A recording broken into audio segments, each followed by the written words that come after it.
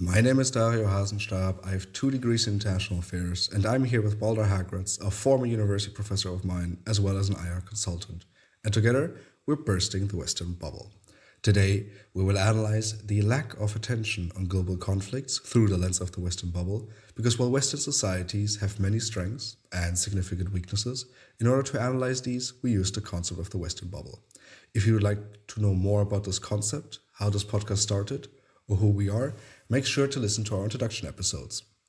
Hi, Balder. Why are we speaking about this topic today? Because, we're talking a lot about global conflicts in the last few years. Hi, Dario. And yes, we are. We do talk a lot about conflicts, but very specific conflicts. 2 years ago, 1.5 years ago, we were obsessed with the war in Ukraine and Russia. At the moment, every newspaper is filled with articles about Gaza, about Israel and the Palestinians. And the problem with that is that there are an awful lot of conflicts that do not get our attention, that do not get covered. And if you were to ask anyone in the streets, hey, can you name these conflicts? They have no clue about, right? So what happens is that we focus on certain hypes, Ukraine, Gaza, and we ignore very serious human suffering elsewhere in the world. That creates an enormous imbalance and has lots of negative consequences as a result. And what are the facts? An armed conflict is a contested incompatibility that concerns government and or territory with the use of an armed force between two parties, of which at least one is the government of a state, results in at least 25 battle-related deaths in one calendar year. Deaths and displacement from these armed conflicts are trending up across the world. While this trend has hit many regions, the Sahel and Sub-Saharan Africa region have been hit especially hard with the conflicts in Sudan, Mali, the Central African Republic, and the Democratic Republic of Congo, displacing over 10 million people. Millions more in those nations are living below the poverty line in near starvation conditions as a result. In the Middle East, the Yemen civil war has killed almost 400,000 people in the last decade, and Kurdish groups continue their struggle in Turkey, Iraq, Iran, and Syria, while the civil war in Syria is still taking place. Violence also continues in Afghanistan as groups such as the Islamic State of Khorasan and the remnants of the Northern Alliance fight the Taliban's rule. The world's largest refugee camp remains in Bangladesh, where almost 1 million Rohingya people have fled from Myanmar. The year 2022 saw the most deaths from political violence, over 230,000, since the Rwandan genocide in 1994. While the 2023 data has not been finalized, the year is shaping up to continue that trend. What is the bubble? Before we talk about the bubble, the list I just read out in a fact sheet is obviously not comprehensive, right? And we're going to highlight some of the other conflicts that the world is simply not paying attention to at the moment later on in the category, what's the international relations context? But let's start with the bubble on this, particularly the Western bubble, of course. Why is it that we care so much about Israel-Palestine and about Russia-Ukraine, but that we haven't heard about anything happening in the Democratic Republic of Congo in the last, 3 years, despite the fact that since 1996, approximately 6 billion people have died? And many, many more millions displaced as well, right? And that, I think that leads to the first aspect of this problem. And sort of to answer your question, how do we decide which conflicts we care about and which conflicts we don't care about, is that conceptually we're still a little bit beholden to the idea of a traditional conflict of two armed groups, or maybe more than two armed groups, shooting at each other and sort of fighting a Napoleonic war, if you like, with clearly defined armies. And that is the case with Russia and Ukraine, but in very few other situations over the past 25 years have conflicts looked like that, right? These traditional, almost Napoleonic types of wars are hardly ever fought anymore, and conflicts are way more complex and less about actual military groups shooting at each other and much more about displacement of people, crime being inflicted on people, sort of being weaponized to achieve political aims. And that kind of conflict is harder for us to connect to because it's too complex, right? It's not as easy as the good guys and the bad guys. It's not as easy as winners and losers. This goes back all the way to military and technological changes in 20th century. People like Mary Calder wrote about this in the 1990s when it came to the wars in the Balkans. She wrote a book, New Wars, which I recommend to everyone, about this changing nature and the increased complexity, and therefore we cannot define good guys and bad guys. So that is the first reason why so many conflicts go under the radar, because if we cannot emotionally connect to it, then we kind of ignore it, psychologically speaking. Now, And the reason why we emotionally connect to different conflicts, I mean, I assume are very psychological, but I immediately think about the emotional component, right? So this is something that we've discussed in the past few episodes when we talked about Israel-Palestine. That for me as a German, right, with the history that Germany has with regards to the Holocaust, there's an emotional connection and emotional involvement to what's happening right now there. I assume emotional connection kind of plays a role here. yes, that's exactly what happens. You have some kind of historical trauma or some kind of historical awareness, and then if something new happens in that situation or in that region or with that group of people, you're automatically connected to that. That makes sense in many ways. I mean, we connect in our daily lives to people and to dynamics that we're already familiar with. Uh, and yeah, of course, Israel triggers a very specific emotional response to Europeans. Um, that is one of the reasons why Europe, certainly a country like Germany, but also countries like the Netherlands, find it so difficult to objectively analyze what's happening in Gaza. But it also means that when we see, as we've discussed in the past, when we see Jewish people die, we somehow have a bias, we have a overemphasis of that, and we have less of an emphasis on Palestinians dying because we don't have that historical trigger. Now, the problem is that with most populations in the world, and therefore most conflicts in the world, we don't have a strong emotional connection, despite Europeans, from a Western bubble perspective, having clearly a responsibility for the state of the world almost everywhere at the moment because of colonization and after colonization, Western dominance. But we don't connect emotionally to people in Southern Africa. South Africa is slightly different because we've all connected to Mandela and apartheid, but Southern Africa, Central Africa, the Democratic Republic of Congo, the Central African Republic, we don't even know where it is on the map, let alone care or connect to the people who are suffering every day because of conflict there. And so if I may call them right triggers, so you have this emotional response. I mean, there's also the historical one, as you already outlined. And then there's obviously practical implications. So there are, I mean, right, Germany is one of those countries that receives a lot of refugees. I haven't seen a lot of refugees from the Democratic Republic of Congo. There have been a lot of refugees from Ukraine, from Syria, from Afghanistan. So those are conflicts that I will then be a bit more invested in, if you could call it that, simply because there are practical implications for where I live and for my life. And the litmus test here is to just go into the city center of whichever Western city you live in and ask people in the street, are you aware of it? And if you ask them, are you aware that there is violence or that there has been a war in Syria? Then they will say yes, because of exactly what you're pointing out, refugees, and it has been covered in the media because of that. Are you aware of any conflicts in Central Africa? Probably they'll look at you blankly without actually knowing what you're talking about.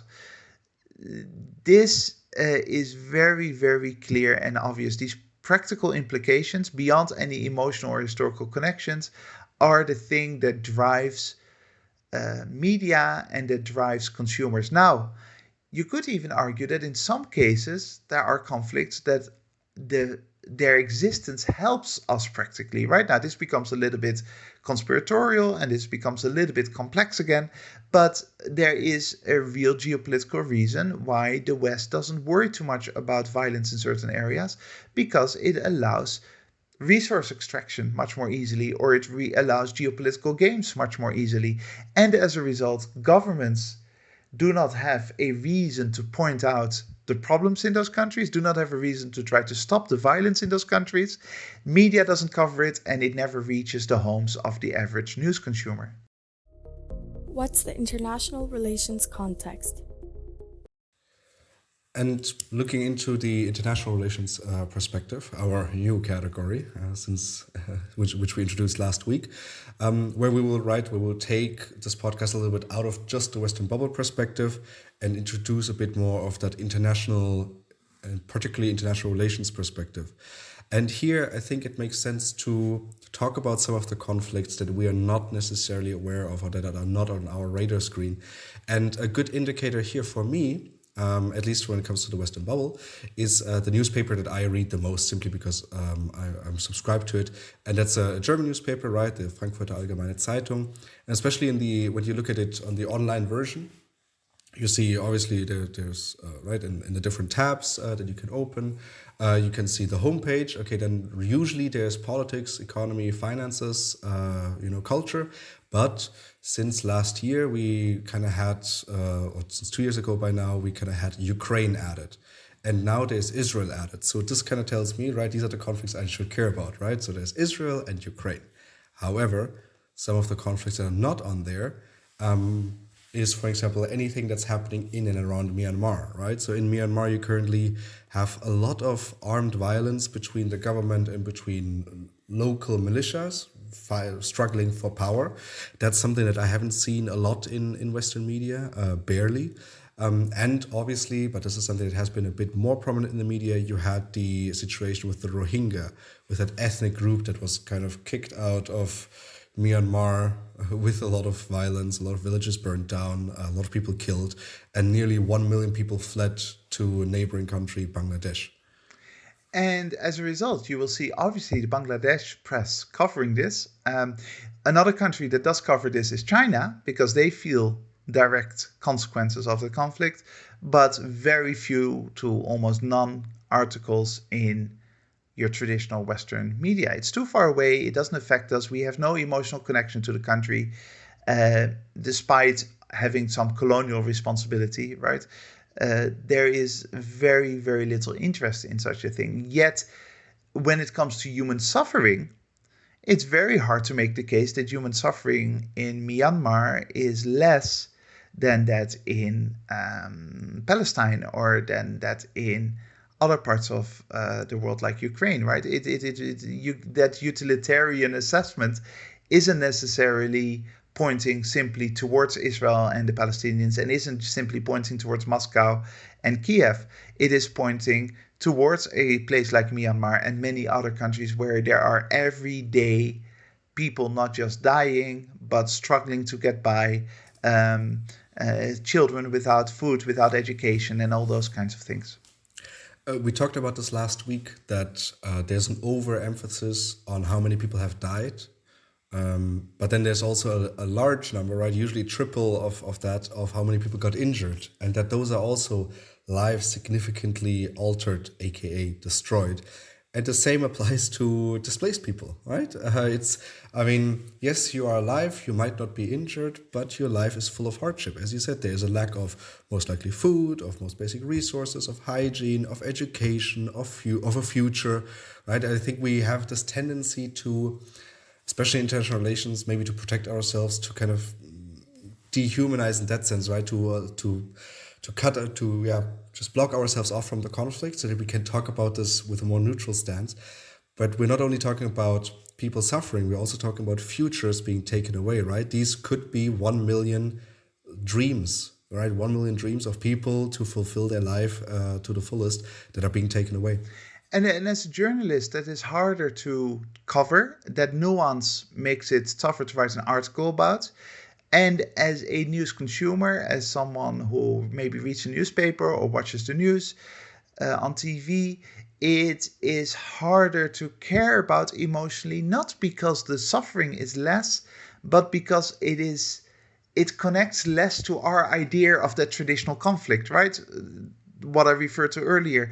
If someone is being shot by a military group, then it is something that touches us immediately because we have a idea of what it looks like. If we read about a person or a family being displaced, we can't really relate to that because we don't know what that looks like in reality, and therefore our emotional response is much less. And yet I think any serious person, looking not just at Myanmar, but let's look at another conflict, the DRC, where even in the past couple of years, millions of people have been displaced. Any person looking at such a conflict will say, hang on, this is genuine, deep, deep agony for those people. This is not a mild problem. These lives are being destroyed. Despite them not being killed, a whole generation of children in the Democratic Republic of Congo is basically growing up without a future because of this. The suffering is clear. I think it's almost a second generation by now, right? Because it's been happening for 20 something years. And here a quick shout out to a friend of mine, Gabby, who kind of, I mean, I was aware of the suffering in the DRC. However, I was not aware of the number of people that have died through this conflict since 1960, and that's 6 million. That's a large number. I mean, and maybe the problem here is that it's spread out over 20 years, right? I mean, it's maybe more difficult to care about people who maybe there's, I don't know, an incident where 200 people are killed in one day. But then there's also these other effects of conflict, such as starvation, such as, I don't know, landmines or any other civilian casualties. And if this is kind of spread out over the course of 20 years over different incidents, then we don't really care about it in our day to day. But it's 6 million people in the last 25 years. Yes, and if you then look at the reality of how statistics are being compiled, these are 6 million people directly as a result of the violence. However, a family being kicked out of their homes and being told to go to another part of the country, or basically having to flee to another part of the country because the violence is just too dangerous in their hometown. Someone then dying on the road to that other place doesn't necessarily show up in the statistics, right? That is not the kind of thing that we're measuring when it comes to conflict, or at least it's very difficult to measure when it comes to conflict. And as a result, once again, our emotional response is less to that, because then we think, hey, well, people also die in Germany and Spain because of traffic accidents. Yes, but that is not exactly the same thing, right? But that is our internal sort of defense mechanism goes, oh, well, yeah, of course people die because of accidents, or some people die because of a fire. But people don't realize that once you are displaced, once you are on the run from violence, then it's much more likely that those events will happen to you. In the beginning, we mentioned these different triggers, right? An emotional connection, the historical connection, or the practical implications. One of the countries that the West was practically implemented over the last 20 years was Afghanistan. But I believe that since we've left, since the West has left Afghanistan, or at least the military, I think there has been a very sudden disconnect from the country and its people. I think the last thing people will remember is that chaotic evacuation. But since then, I mean, we've talked about it a month ago when Israel-Palestine erupted on the 7th of October. There was a big earthquake where 4,000 to 5,000 people died in Afghanistan. But we're also talking about enormous suffering, again, with displaced people, where now you see a lot of people fled to Pakistan. Pakistan now has decided to send them back, basically kicking them out, sending them back towards the Taliban. So you have that suffering on the one hand, right, with displaced people, refugees. But on the other hand, you also have another source of violence, of armed violence in Afghanistan that we aren't necessarily aware of. So there has been, since the invasion in 2002 of Western forces, there have been multiple conflicts. We often have it portrayed in the media as one conflict that ended when Joe Biden decided to withdraw US troops from Afghanistan, namely a conflict between a Western supported, if you like, puppet government in Kabul and then the Taliban fighting back against that. But in reality, depending on the region, there were sort of mini wars being fought out, right? And one structural war that has not been covered, even when we cared about Afghanistan, was the war in the north, where you have northern warlords in Afghanistan fighting either Western forces or the Taliban, depending on who is threatening their territory. This is related to drugs trade. This is related to geopolitical interests from Moscow, where Moscow supports certain warlords. And the violence there continues right now as we speak. But that is not being covered. Why not? Because it no longer involves the West. It is no longer a clearly identifiable like good versus evil narrative. And Afghanistan is interesting because of another reason, namely that before the invasion of 2002, Afghanistan wasn't really on our radar screens either. We didn't really care about it in the West. It wasn't very relevant because it didn't affect us much.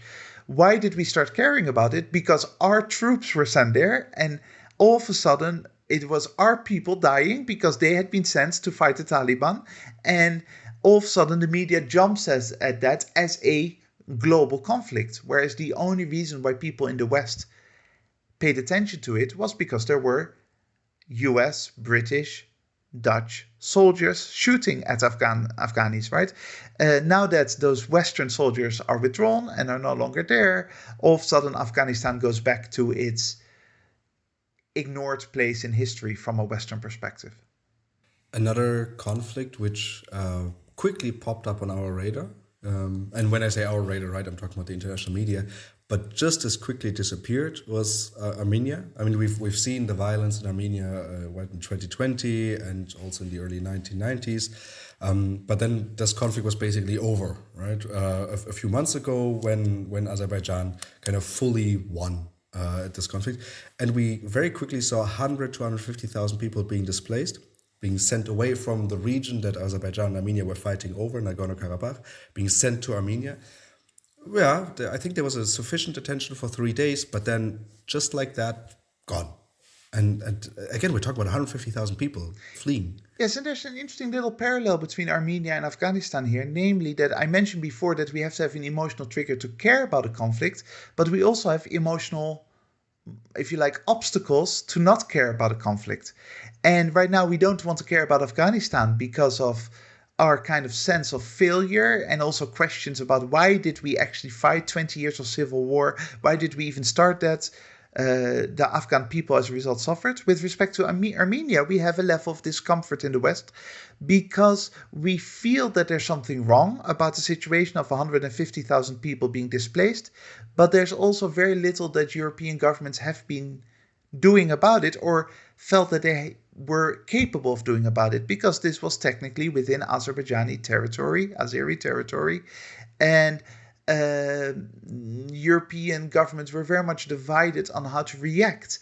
So then the emotional trigger is lacking because your average European has no specific connection to Armenia or Azerbaijan.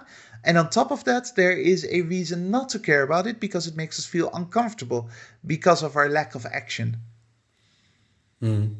Yeah, lack of action, I think that classifies it very well. There's also some lack of action, you could say, in Sudan, but also in the Central African Republic. And I'm going to mention them here together simply because we need to get through this list, and this list is very long. Each of these conflicts deserves to be spoken about individually because just in the Central African Republic, in the last few years, you've had 1.25 million people displaced, right? That's a lot. And in Sudan, which is maybe a bit even more of the West's fault, you have 5.7 million people being displaced just this year since April 2023, when kind of the violence between within the government forces flared up again. Yes, and Sudan is one of those countries that was relatively stable around the capital, at least when it came to Westphalian governance, while there was a dictator in place, Omar Bashir. There were accusations against the dictator of violence, and there was violence in, for example, Darfur. There was before the independence oppression in South Sudan, but that fitted our narrative nicely of a dictator oppressing people. Like genocide in Darfur was a very common theme in Western media, because that allows us to think in terms of good versus evil, because we all know that dictators are evil. Now that that dictator is gone, all of a sudden the narrative becomes much more complex, and we can't pinpoint who we want to support and who we are against. It's way more nuanced, and there are no good guys and there are no directly bad guys there. And we would kind of have to acknowledge with respect to Sudan that having a dictator creates some level of stability, just like it did in Libya or in Iraq with Gaddafi and with Saddam Hussein, right? But that is something that makes us feel uncomfortable. That is something we don't really want to analyze, because we want to believe that democracy is always the answer. As a result, we ignore it. But these are huge numbers. Now, on the Central African Republic, there's one extra additional ironic thing. Most news articles, I didn't do a statistical analysis, so I haven't counted them myself, but it seemed as if most news articles that have discussed the Central African Republic over the past 2 years or so have done so worrying about the Wagner Group, the Russians being active in the Central African Republic, as if that is the problem, right? As if the problem is simply having the evil Russians being active in a country we know nothing about. Whereas, of course, the violence was not caused by Russians. The violence has existed for a long time. And that is something that we cannot relate to because we do not understand it once again. You already mentioned Libya, 1.4 million internally displaced people since 2011, since that evil, right, quote unquote, evil dictator was ousted by the West. And talking about having an emotional blockade or obstacle, thinking about that, right? Because we all kind of know, anyone who knows a little bit about Libya knows that violence, those 1.4 million people you mentioned, and the essentially continuous civil war since the fall of Gaddafi was essentially caused by Western action. It was caused by Europeans together with the Obama administration deciding that Gaddafi's time was up without any plan of what had to happen after his fall. So we get rid of Gaddafi, and that throws the country into chaos. It throws the country into civil war. We know that that's kind of our fault, but we don't want to realize that. So we move on and we completely ignore it, including when then on top of the civil war that we kind of caused, there is an earthquake in Libya, and still we don't really care about it because we don't want to think about it. We don't want to acknowledge the suffering of the Libyan people. And there's many more examples like this. I mean, we can also throw in Mali, right? Close to 400,000 people displaced. The West, well, the United Nations, but also France and Germany and the EU being very active there. And this list goes on, right? It goes on with many more countries. And then we haven't even spoken about some of the other categories, right? Where there is armed violence taking place. I mean, lots of places in Latin America where this is taking place. If you wanted to continue this list with people dying, right? I mean, I don't know whether it would fall under the definition that I read out in the beginning by the Uppsala University. You could even throw the United States in here, right?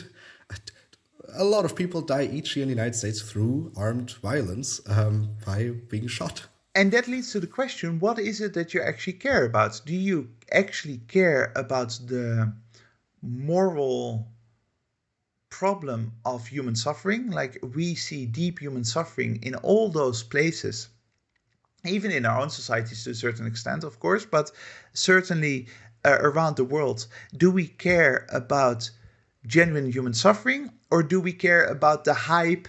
Do we care about the drama that we can connect to? Is it about our emotional states that we care about? Like, we all care about Israel and Palestine almost as if it's entertainment. And I'm not saying this lightly. I mean it in the sense of we emotionally connect to it almost as if it's some kind of Hollywood film or something like that. Or do we actually want to emphasize the fact that the world is a dark place for literally billions of people? And is that something that we want to do something about? And I'm afraid that the answer is mostly that we want to be caught up in a hype, in that kind of bubble, in that kind of entertainment, because it provides us with the emotional clarity and moral clarity that we pretend exists, rather than actually wanting to make the world a better place and reducing the suffering that is taking place as we speak. And can you explain to our listeners what is the problem? There's a lot of suffering, as you just mentioned, and I mean, so there's obviously, right, this huge amount of damage, which is on the one hand being created. And I think that this is interesting. On the one hand, you have this damage and suffering created through a hype. I think we can see this right now with Israel and Palestine. I think we could also see this with Russia, Ukraine, where the increasing amount of attention on these specific conflicts. Everyone has an opinion. Everyone has a stake in it. Everyone wants to exert pressure on the government to do X, or exert pressure on the government to do another thing. That hype is creating more suffering because it's ultimately standing in the way of any form of resolution. Yes, and this is one of those issues that I struggle with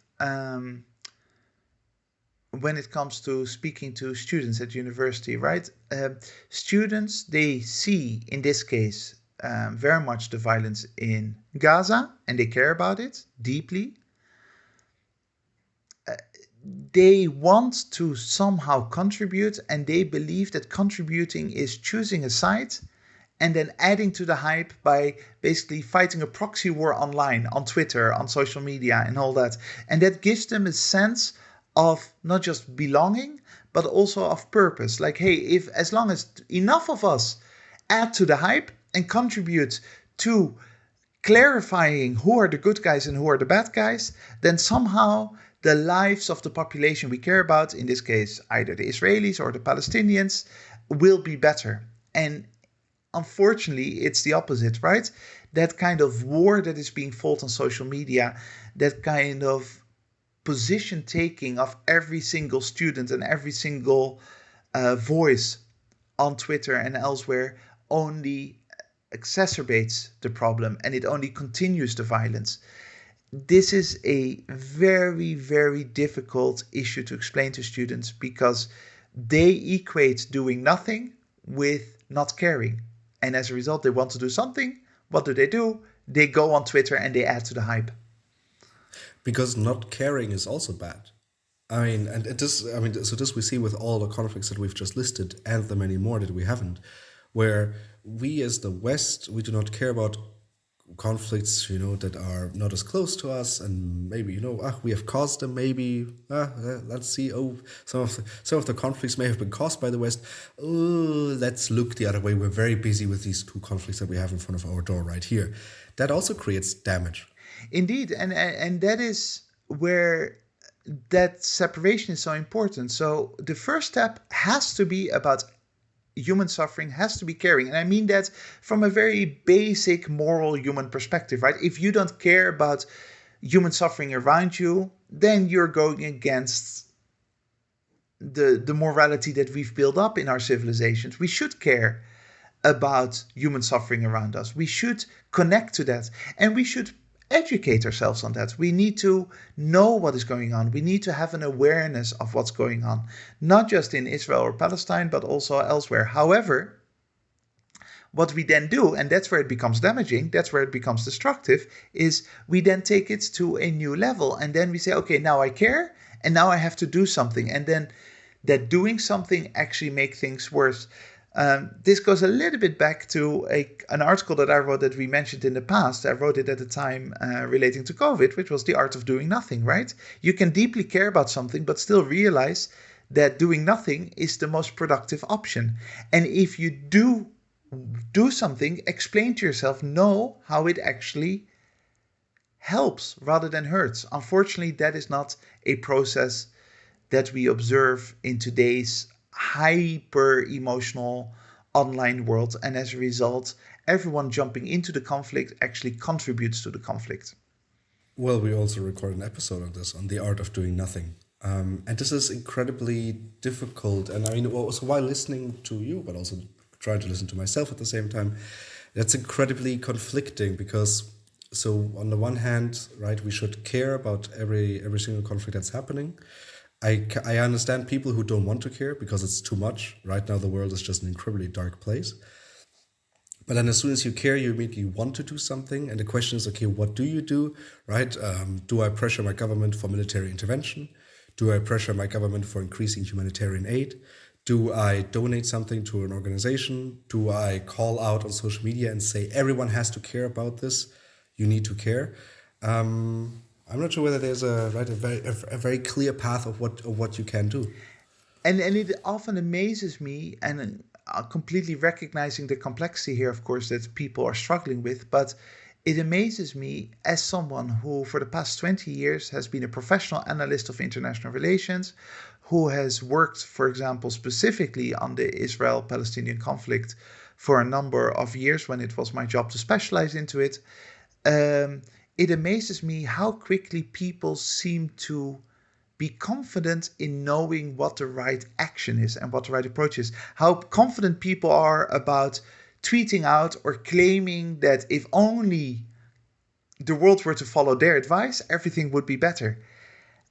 And I, as someone who's worked on these things for 20 years, I don't know these answers. So how do they know if they've only read a few articles in the newspaper? How do they jump to those conclusions? How are they so certain that they know what is right and what is wrong, right? It goes back to our basic human psychology of being overconfident with respect to our moral positions and our analytical capabilities. Of course, awareness in general and understanding, genuine understanding in the sense of knowing what is going on and looking at facts and trying to research, not judge, but research the facts of a conflict, then eventually in the long term probably leads to better results as for society as a whole. Because if enough people within society actually know what's going on, then that will automatically push our governments and our leadership to take action that is consistent with it. But that is very different from taking sides and simplifying a conflict into good versus evil. And what now? So what do we do now?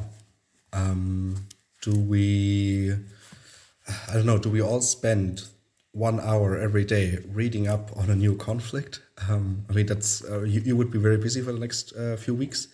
Do we close our eyes? Because I can honestly understand this, right? Do we just close our eyes and say, you know what, my life is difficult as it is. I don't need to engage or inform myself about the suffering of others. I mean, can we even close our eyes? Is that possible in today's world? It's becoming harder, right? It's becoming harder in a world that is ever smaller in terms of technology, in terms of cause and effect. Increasingly, a conflict on the other side of the globe will have an impact on your society. It's becoming harder and harder to actually close your eyes and not be aware of anything. Having said that, that does put pressure on us to, on the one hand, understand better how the world works, but that is hard work, right? Understanding, analyzing is hard work, and learn how to be less judgmental, learn how to be less certain with respect to your moral perspectives. You want to make the world a better place? Calm it down a little bit in your emotional outrage and focus on trying to actually see the patterns that are occurring and that lead to this enormous suffering over and over again. And even better, try to understand what your own contribution might be in increasing that suffering, right? Is your behavior online, is your behavior as a consumer, is that actually adding to the problem? That kind of process of understanding the world is going to be more and more important with an ever more globalized world. It's also going to be harder, unfortunately, because of the advent of social media and of technology, where we are basically being pushed into these echo chambers and we are being pushed into these hype moments where the only thing that matters is Israel and Palestine, and we don't spend any attention to Afghanistan or Yemen or the DRC or the Central African Republic.